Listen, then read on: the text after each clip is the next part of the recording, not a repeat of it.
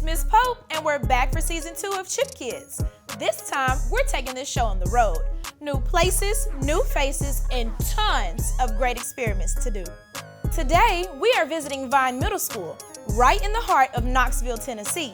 Vine is a vibrant place where students are encouraged to dream big, ask questions, and get hands-on with their learning every day. On this episode, we are teaming up with Vine's awesome students to dive into the world of conductors and insulators, materials that either let electricity flow through them or stop it in its tracks. Chip Kids, you ready to learn? Let's go! What's good, what's up? I'm Miss Pope. Chip Kids, welcome to our show. All about devices, let's get locked in. Integrate chips, then we're going for the win. Fun experiments with the kids to tie in the STEM. Miss Pope teach us a thing or two. We're the CHIPKIDS. Let's learn. Microchips are tiny electronic parts inside of devices like phones, computers, and cars. They make technology possible by helping machines think, communicate, and work faster. Okay guys, we're ready. Let's meet our Chip Kids. Jordan, Sanai, Walter, and Mikhail. So our principals came in and told us who are going to be on a TV show. Participating in Chip Kids is, I guess, one of a kind. But wait, how do microelectronics work? Yeah, how do they? Yeah.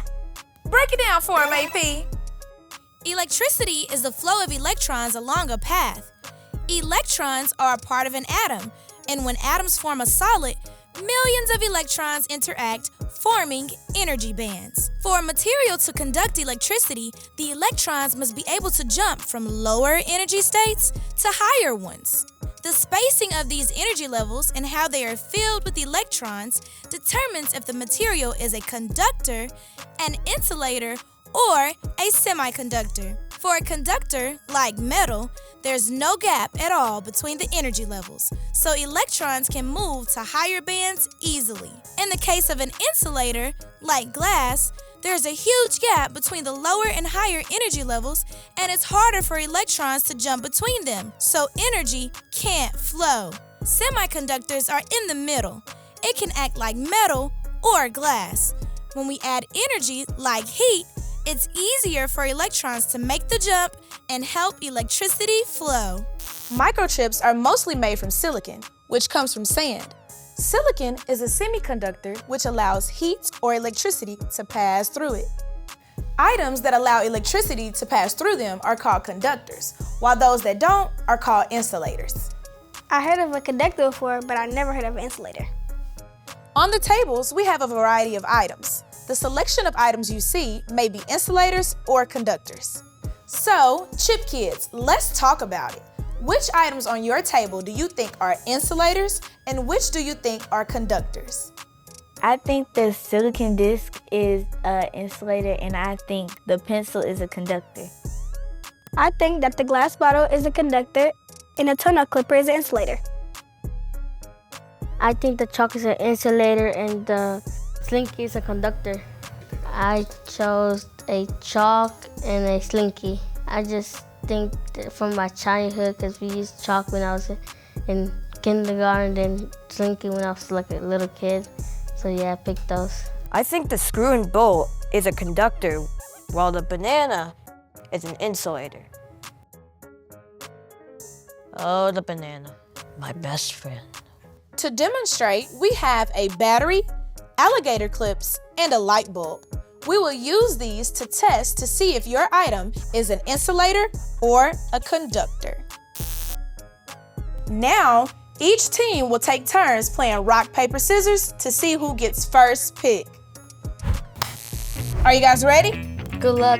You're going to need it. Oh, okay, let's go. Most people, they always pick scissors, so I just pick rock every time, and then I go to paper, then scissors. I didn't even have a gameplay, I just kind of just went for it. 3, 2, 1. Rock, paper, scissors, shoot. Told you so. Oh. Nah, I lost. It gets him every time. So, Sanai, what did you choose? I chose the glass bottle.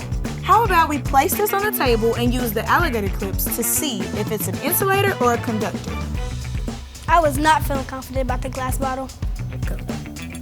Oh no! What happened? The light bulb didn't light up. So what is this? Is it an insulator or a conductor? I think it's an insulator. I think you're right. Walter, you're up next. So tell me, what did you choose? I chose a slinky. Yeah, I just like slinkies. Are you ready to test it out? Yes. Let's go. Yeah, it worked. So, Walter, what do you consider this? An insulator or a conductor? I think it's a conductor. I think you're right.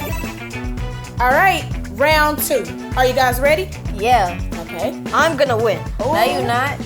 I was intimidated to go up against Mikhail for rock, paper, scissors because I really thought he was gonna win because he always got a strategy.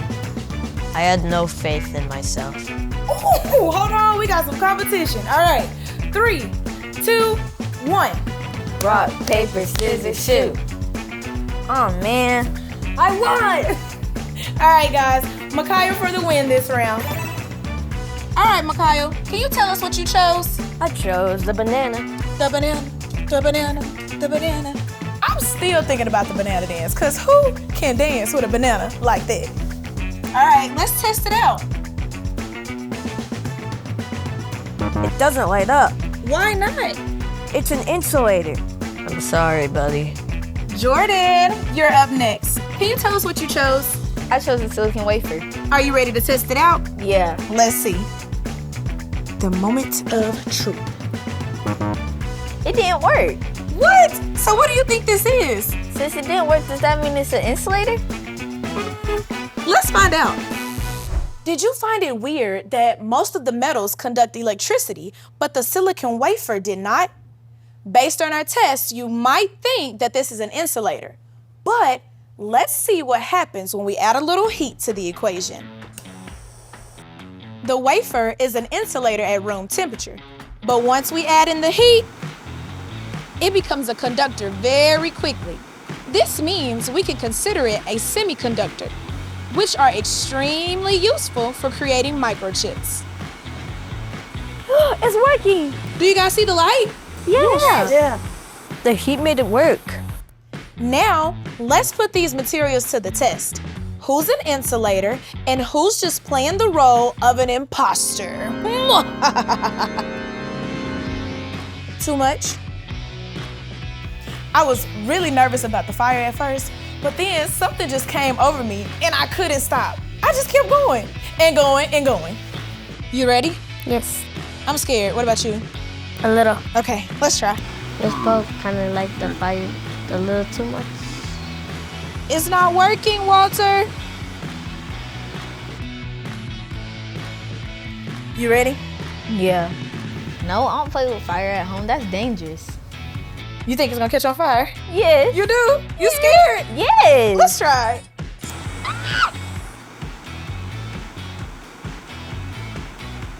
That burning pencil smelled nasty.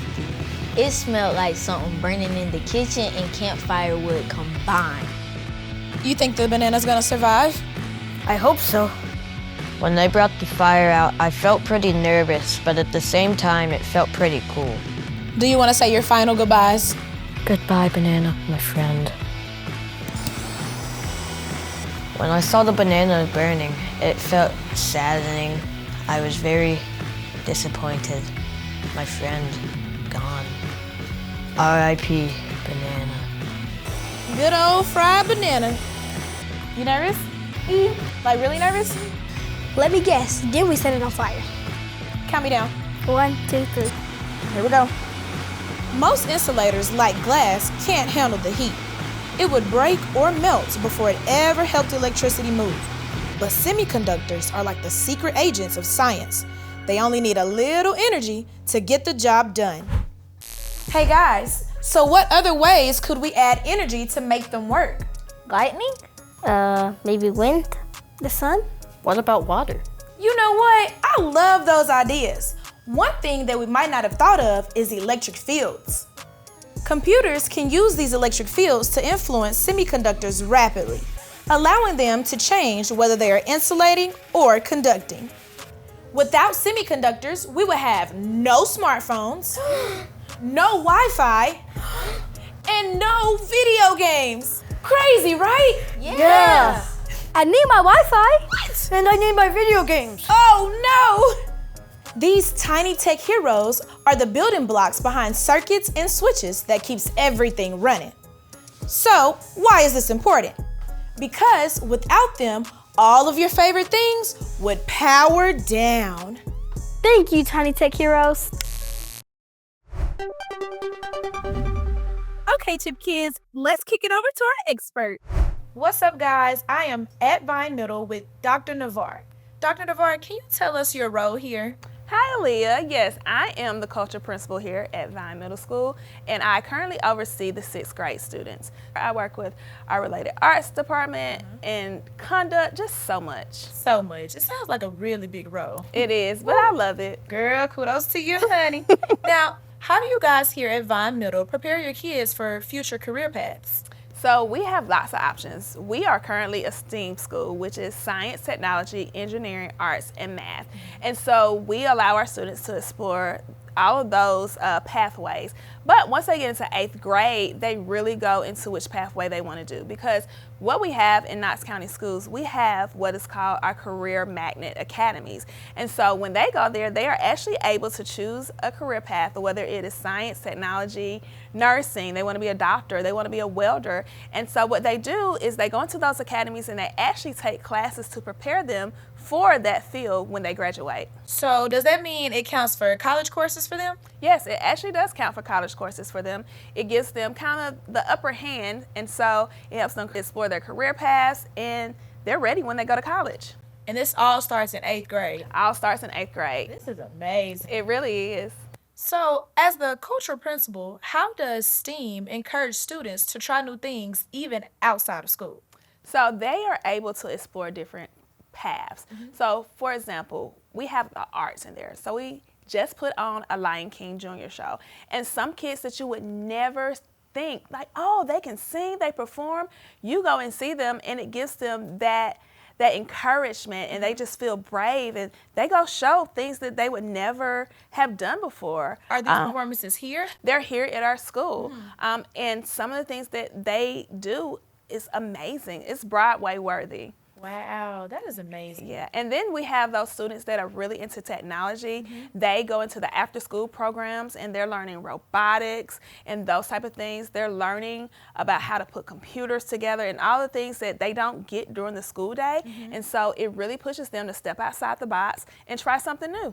And what grade can this start in? This starts in 6th grade. So our 6th, 7th, and 8th graders can all be involved in those things. Girl, I might have to send my kids here. Yeah, they're kind of geniuses. Oh, okay. Dr. Navarre, I really appreciate you for coming in and speaking with me. I thank you so much for coming to the school, because our kids needed to be able to see this and know that they can do anything. Agreed. That's a wrap. Thanks for hanging out with us at Vine Middle School.